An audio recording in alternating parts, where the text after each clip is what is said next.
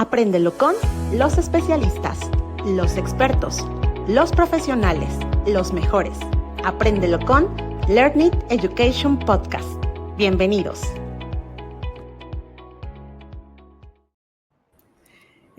Bienvenidos. Ya estamos aquí en el primer episodio de nuestro podcast, Apréndelo con. Este podcast tiene como objetivo tener pláticas y acercamientos con especialistas, expertos, profesionales, todo lo que tiene que ver con el tema académico, educativo. Vamos a estar platicando con todos estos invitados.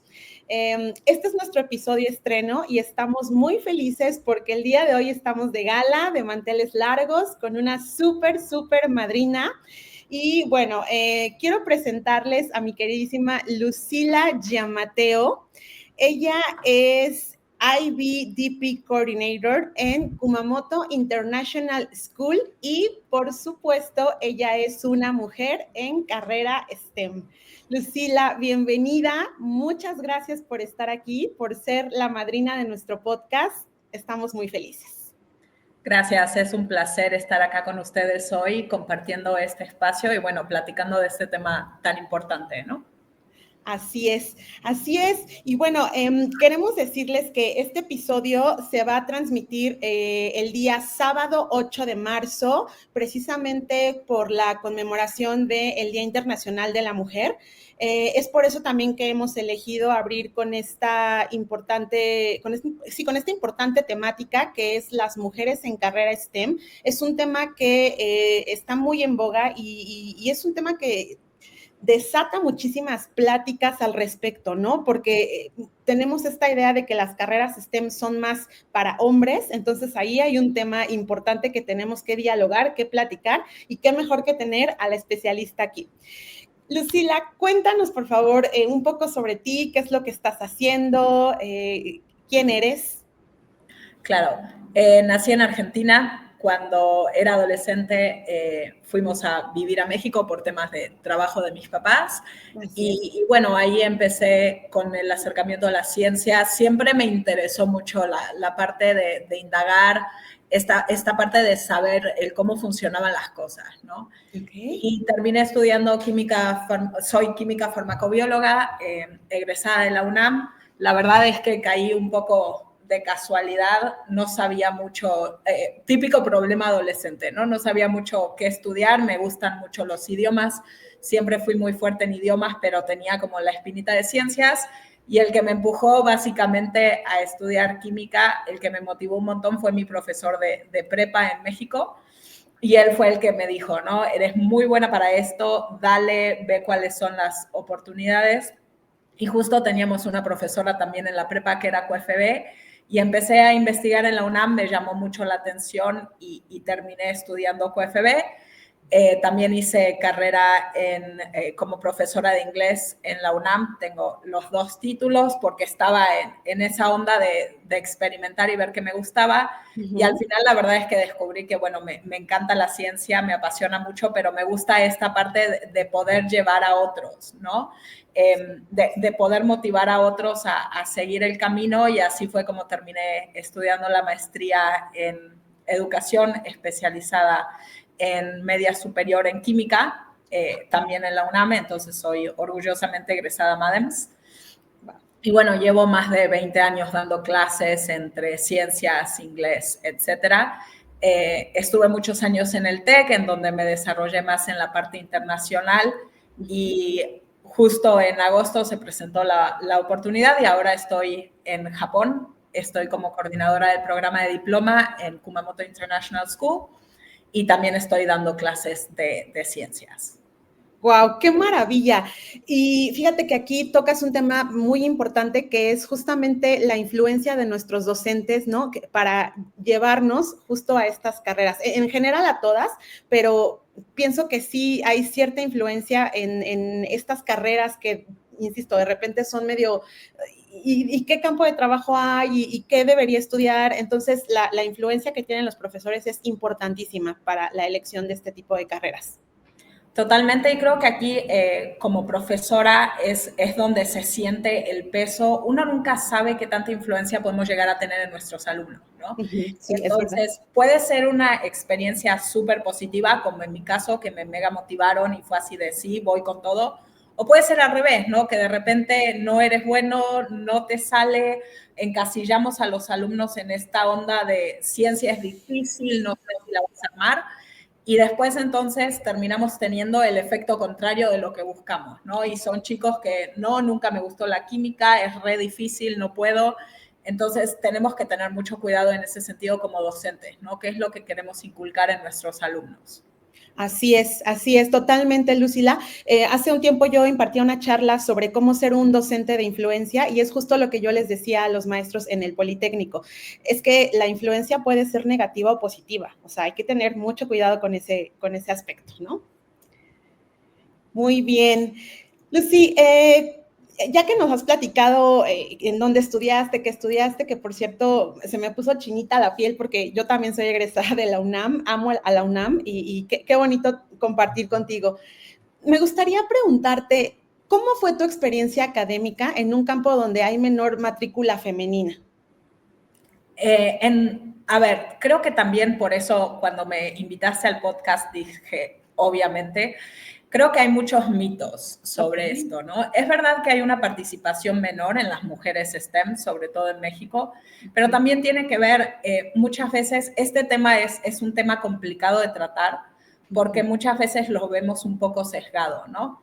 Sí es una realidad que el número de mujeres es menor en carreras STEM, pero también va por el lado de qué nos gusta, qué nos apasiona, y mucha gente quiere como que preservar esta parte de la igualdad de género que a mí personalmente me choca porque soy muy fiel creyente de la equidad, ¿no? Entonces, y por eso me llamó la atención justamente participar. La realidad es que biológicamente y como científica tenemos que ser conscientes de que no somos iguales y creo que ese es un problema al buscar, ¿no? Creo que tenemos que ser muy conscientes de las diferencias que existen y a veces esas diferencias justamente van parte biológica, parte por neurotransmisores, parte por cómo está programado el cerebro, pero hacemos decisiones o tomamos decisiones diferentes, ¿no? Y tiene que ver con nuestro rol también. Hay un montón de influencias sobre la cultura, sobre qué vivimos, cómo lo vivimos y las influencias que hablábamos por la parte social, ¿no? Así es. Entonces, en mi caso, al ser química farmacéutica bióloga, la realidad es que ese campo sí es como un poco dividido, ¿no? Cuando estudié, el número de mujeres y hombres era relativamente parejo, incluso me atrevería a decir que éramos más mujeres en la carrera. Wow. Pero sí depende mucho justamente de esa parte, ¿no? Como que las mujeres, por nuestra forma de ser, por nuestros intereses, tendemos un poco más a la academia, a la parte de docencia, o sea, sí estudiar una carrera, pero nos frena un poco más el tema de la industria, ¿no? Okay. Y eso también se da por acceso a trabajos, por horas, carga, etcétera. De hecho, justamente antes del podcast estábamos hablando con mi marido de estas diferencias, ¿no? Entonces, sí hay una brecha de género, pero se da por diferentes circunstancias, ¿no? Ahora, sí, si me pregunta justamente en la parte de STEM, por ejemplo, en QFB éramos parejos, pero mi marido es IME, egresado también de la UNAM. Okay. Y en IME, en el momento en el que él ingresó a la carrera de mecánica eléctrica, eran 2 mujeres contra 40 hombres, ¿no? Okay. Entonces, tiene que ver justamente con esta parte de los intereses y buscando la equidad, lo que tenemos que asegurar es que haya oportunidades para todos, ¿no? Entonces, si a mí me interesa como mujer ser mecánica, vamos con todo, ¿no? Y buscar esos espacios en donde podamos convivir, pero creo que a veces se confunde un poco, ¿no? Entonces, eso era parte de lo que quería platicar hoy. Ok, muchas gracias, Lucy, por justamente esto que dices, es un mito. O sea, para mí mi idea es, hay menos mujeres en STEM, ¿no? Y es algo que realmente también he escuchado en otros medios, con los mismos compañeros o amigos que están en estas carreras. Se ve como esta diferencia. Yo recuerdo mucho cuando estaba en la universidad, estaba enfrente del edificio donde yo estudiaba, estaba el de matemáticas aplicadas y computación, y era una carrera de hombres, o sea, había 5, 10 mujeres cuando mucho, pero en realidad yo me quedé con esta idea de las carreras STEM siempre tienen menor matrícula, pero qué bueno que nos has comentado esto. Y por supuesto, estoy de acuerdo contigo, es un tema que tiene que ver más con la industria, con la oferta la oferta laboral que existe para este tipo de carreras, para mujeres sobre todo, ¿no? Sí, a ver, el mito está más que nada o sea, no tanto en los números, porque sí es una realidad. Estuve justamente preparándome y revisando y tenemos más o menos a nivel nacional en México, estamos hablando de que la diferencia es de 50%. Estamos en 2022, que fue el último registro que se tiene, hablamos de más o menos 500,000 mujeres registradas. En una carrera relacionada a STEM a nivel nacional contra 996,000 hombres, ¿no? Entonces ahí te das cuenta de que en números la brecha es real. Yo lo que voy con mito es más bien el por qué, ¿no? No es que no existen las oportunidades, sino es que la parte social permea mucho el tipo de decisiones que tomamos como mujeres y muchas veces eso es lo que nos sesga o lo que no nos permite acceder justamente a las carreras STEM, ¿no? También es una realidad que hablando de porcentaje ha crecido comparando hace un par de años el número de mujeres, ¿no? En carreras STEM y sobre todo esta diferencia que te platicaba. Antes, si hablamos de 20 años atrás, 15 años atrás, el acceso a mujeres era mucho más limitado a ciertas carreras, sobre todo en ingeniería civil, por ejemplo, en ingeniería mecánica, cosa que por suerte hoy no pasa precisamente porque tenemos más valientes que se animan a abrir el panorama, ¿no? ¡Guau! ¡Qué maravilla! Sí, y un poco en este contexto social del cual nos hablas y de estas estadísticas que nos presentas, ¿cómo ves el futuro de las niñas en carreras STEM? De las niñas que hoy en día están en educación básica, que es justamente que están en esta formación y en preparación para llegar a la educación superior. Creo que hablamos justamente de la cereza del pastel, ¿no? Acá lo que tenemos que buscar es ver cómo podemos motivar tanto por igual, ¿no? O sea, no solo a alumnas, sino también a alumnos, y ver qué podemos hacer al respecto para asegurarnos de que haya más participación en general en carreras STEM. Y esto depende, por un lado, de los profesores, de qué hacemos para motivar a los alumnos, pero también depende mucho de los papás, ¿no? Del ambiente que tenemos en casa, qué tanto apoyamos a nuestros hijos, cómo nos aseguramos de que esa chispa de esa parte de indagación del saber más esté activa durante los años más importantes, ¿no? Porque la realidad es que si de chiquito te gusta alguna carrera científica y eso se va como que haciendo más fuerte a medida que avanzas, entonces eso lleva a que más niños y más niñas estudien carreras relacionadas a STEM, ¿no? Sí, de acuerdo, totalmente de acuerdo, Lucy. Desde tu posición y con la experiencia que tienes, y me refiero a tu posición porque al final convives con los chicos que están justo en este proceso educativo, ¿qué consejos le darías a las niñas y jóvenes que están pensando que quieren estudiar una carrera STEM? Por un lado, que se animen, que exploren, que vean cuáles son sus intereses, qué les gusta, que no se encasillen en roles de género, definitivamente, y que tengan esa oportunidad de ver qué es lo que les apasiona, porque también ese es otro punto, ¿no? Tenemos que ser realistas en cuestiones de trabajo, de oportunidades, pero también tenemos que ver qué me gusta, ¿no? La realidad es que no a todos nos gusta estar encerrados en un laboratorio 8 horas o trabajar en la industria y estar involucrados en procesos. Entonces, como te decía, las decisiones también dependen mucho de nuestras aspiraciones y de nuestros gustos personales, ¿no? Así es, totalmente. En este punto, ¿existen algunos recursos extracurriculares, sobre todo, que las niñas y niños puedan acceder para poder meterse más en carreras STEM, que les nazca este gusto por este tipo de carreras? Mucho va por acercamiento de profesores, entonces, como hablábamos antes, si hay profesores escuchándonos, los invito a ver qué podemos hacer nosotros hace un par de años, justamente cuando todavía estaba en México, lo que hacíamos era organizar eventos STEM en la escuela.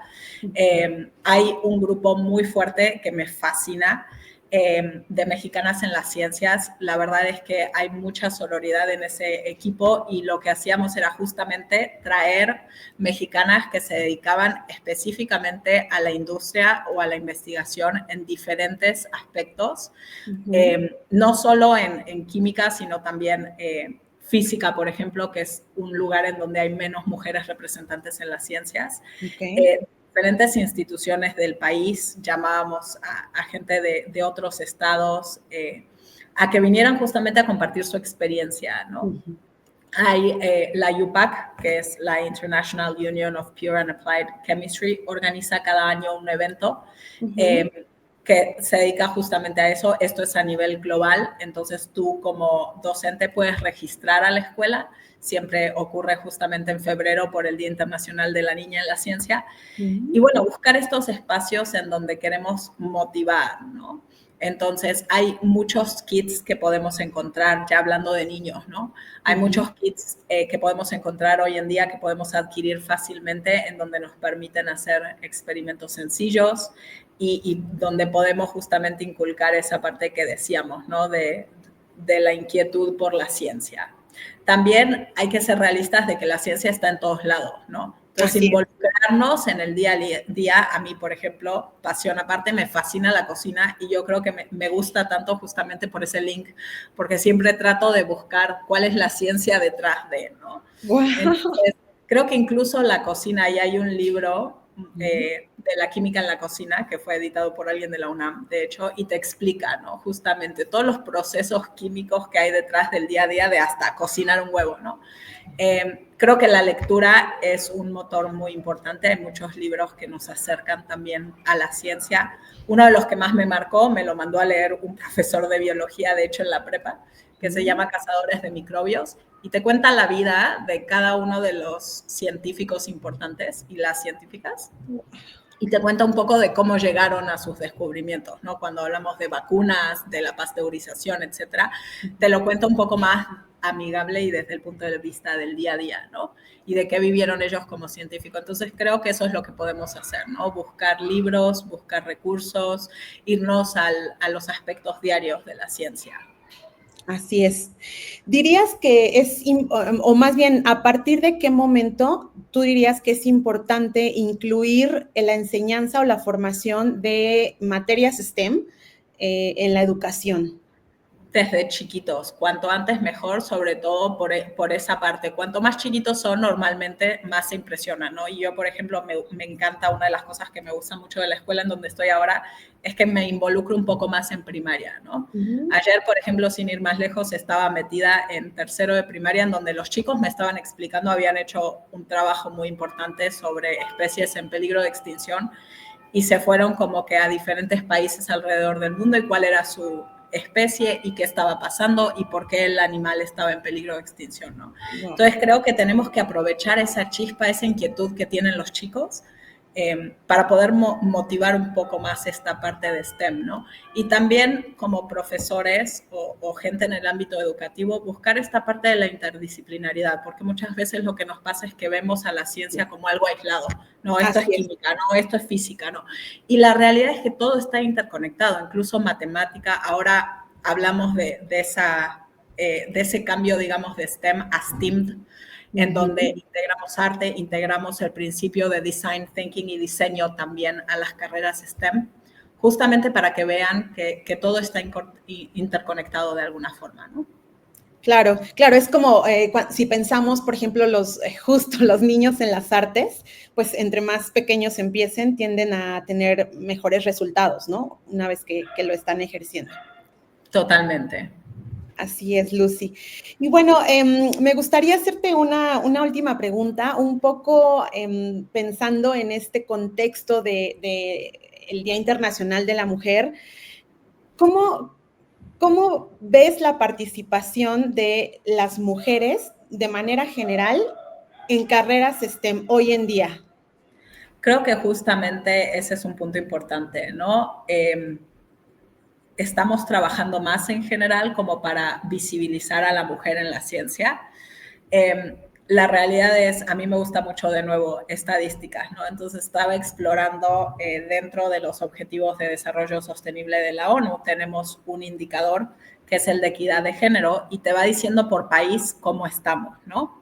Y te habla de los aspectos cruciales en donde estamos buscando la equidad de género, ¿no? Y si vemos a México, por ejemplo, tenemos que hizo un gran avance en ciertas cosas, como la demanda para planeación familiar, en donde vemos un incremento en métodos modernos. Vemos que también los años de educación en general ya son mucho más elevados, es decir, no hay tanta brecha entre los años que reciben las mujeres versus los años que reciben los hombres de educación, que hasta ciertos años atrás esto era un punto bastante considerable. También vemos que en la fuerza de trabajo el número de mujeres ha aumentado en este último año. Estos reportes te los van dando por año y de hecho funciona como un semáforo, ¿no? Entonces te va diciendo qué tan bien estaba México el año pasado y si subió, si se mantuvo igual o si bajó, ¿no? Ahora, lo que llama la atención es digamos, hay una brecha todavía salarial, que era lo que hablábamos de industria todavía, en donde esto no ha mejorado y se calcula, de acuerdo al INCO, que hay un 18% de diferencia a veces en sueldo. Y curiosamente, en carreras STEM es más bajo que en otros aspectos, ¿no? Pero creo que a veces lo que hace difícil la incorporación de la mujer es justamente también este balance entre la vida personal y la vida profesional, ¿no? Que creo que ahí sí México tiene mucho trabajo por hacer. La realidad es que como mujeres tenemos más expectativas, ¿no? Y eso es lo que le pasa a la mayoría de las mujeres que están en un cargo de investigación. Por ejemplo, el estar trabajando directamente en un proyecto de investigación, ya sea en una universidad o en la industria, implica mucho tiempo y eso, o sea, hacen malabares entre la vida personal, los hijos, las expectativas que tienen en casa, porque hasta algunos años y a veces, desgraciadamente, todavía pasa, se espera que la mujer se haga cargo de todo, ¿no? O sea, el hombre no tiene bronca, puede ir a trabajar y como que la mujer es la que, a ver, entonces tú hazte cargo de los hijos, tú cocina, tú encárgate del quehacer y aparte trabaja. Y es ahí en donde vemos justamente esta brecha, ¿no? Entonces, creo que eso es algo que tenemos que trabajar. Sí. Y depende mucho del núcleo familiar, ¿no? A ver, a mí personalmente jamás me pasó porque los roles están bien distribuidos y creo que eso es algo a lo que tenemos que aspirar como mujeres, ¿no? Asegurarnos de que en la familia que estamos creando haya una distribución equitativa justamente de los roles en la casa, ¿no? Cuando yo estoy trabajando a full, el que se encarga de la casa es mi marido y viceversa, ¿no? Entonces creo que eso es importante, pero depende de también quién tengas al lado. Así es, totalmente de acuerdo contigo, Lucy. Fíjate que el otro día estaba escuchando un podcast precisamente de una mujer, una física, ella está en carreras STEM y justamente decía eso, ¿no? O sea, literalmente ella dijo, ¿tú crees que yo me levanto todos los días y tiendo la cama y preparo el desayuno? La verdad es que no. He llegado hasta donde he llegado porque he tenido el apoyo de mi familia, porque precisamente ese concepto de la mujer tiene que hacerse cargo de todo, ha podido salir de su casa y avanzar, ¿no? Y qué importante que digas esto, porque sí tiene mucho que ver el núcleo familiar y el apoyo que tienes para lograr esto. Muy bien, Lucy. Pues estamos cerrando con nuestro primer episodio de este podcast. Me gustaría agradecerte muchísimo que estuviste aquí con nosotros, que nos hayas compartido tu experiencia. Finalmente, pues me gustaría preguntarte, ¿quién es la mujer STEM a la que admiras? Honestamente, siempre he sido súper fan de Marie Curie, justamente por romper estereotipos. Sí. porque es la única mujer que ha tenido premio Nobel tanto en química como en física y siempre he sido como fanática mil. De hecho, fui hace un par de años a un congreso de educación en París y lo primero que hice fue ir al museo de Marie Curie y sacarme la foto a ese grado. Entonces, creo que justamente algo que nos falta es roles, ¿no? O sea, tener a alguien a quien aspiras y como un modelo a seguir que nos apasione y que justamente nos lleve por este camino, ¿no? Entonces, ese es un trabajo que también tenemos como docentes, mostrar, hay un montón de mujeres que han sido pioneras en sus campos. Si nos vamos, por ejemplo, hay un recurso genial de la página de los premios Nobel, en donde te cuenta precisamente toda la historia de todas las mujeres que han sido pioneras en su campo y que han vencido varias barreras, ¿no? De las que justamente platicamos hoy, de estudio, de cosas económicas, de roles de género, etcétera. Creo que sería muy bueno que exploraran este tipo de recursos y que vean, ¿no?, cuál es la situación para tener más modelos al día a día. Y creo que presentando estos modelos a los chicos también es como se busca inspiración, ¿no? Claro, claro, y este definitivamente tiene que ser un mensaje para la docencia, para la academia, pero también para padres de familia, ¿no? Que al final del día sabemos que la educación es en conjunto y debe ser un esfuerzo de ambas entidades. Totalmente. Creo que eso es algo que nos falta y que tenemos que trabajar mucho. No ver al alumno como algo aislado, sino que siempre es la tríada, ¿no? Padres, profesores, alumnos, y ver cómo podemos trabajar en conjunto y ver lo que hablábamos, ¿no? De cómo tenemos esta influencia sobre los chicos y qué podemos hacer desde nuestro campo de batalla para priorizar las carreras STEM, ¿no? Así es, totalmente. Lucy, muchísimas gracias. Pues estamos llegando al final de este episodio tan interesante, tan enriquecedor y además yo me atrevería a decir muy inspirador, porque yo de verdad veo tu trayectoria profesional y te admiro muchísimo. Me encanta hablar contigo porque sé que eres una profesional súper preparada en este tema y en muchos otros en la educación en sí.